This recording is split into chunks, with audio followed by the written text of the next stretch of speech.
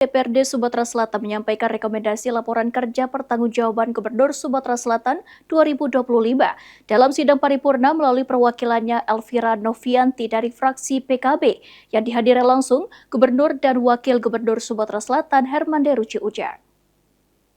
Provinsi Sumatera Selatan, optimalisasi pengelolaan serta memberikan bantuan peningkatan infrastruktur. Dipimpin oleh Ketua Andi Dinialdi dan dihadiri wakilnya Dewan Perwakilan Rakyat Daerah DPRD Sumatera Selatan menggelar sidang paripurna dengan agenda menyampaikan rekomendasi laporan pertanggungjawaban kinerja Gubernur Sumatera Selatan 2025.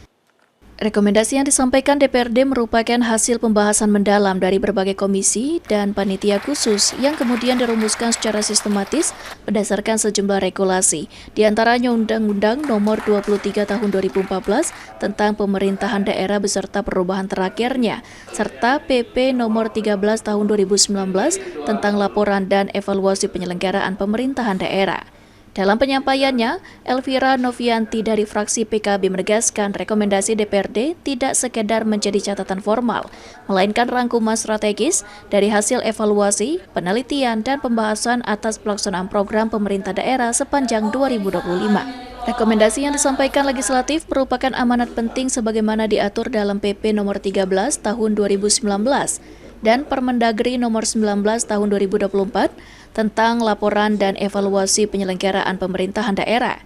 Ditambahkan Hermanderu, berbagai masukan, saran, dan pandangan dari DPRD baik di bidang pemerintahan, perekonomian, keuangan, pembangunan, hingga kesejahteraan rakyat akan menjadi perhatian serius pemerintah provinsi untuk segera ditindaklanjuti.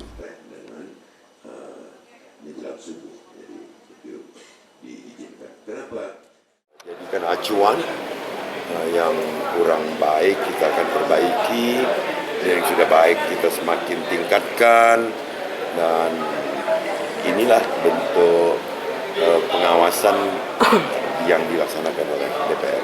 Pak Detoto.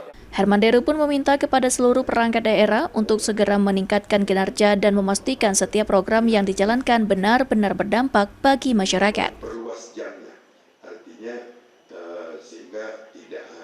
Tim Liputan PAL TV.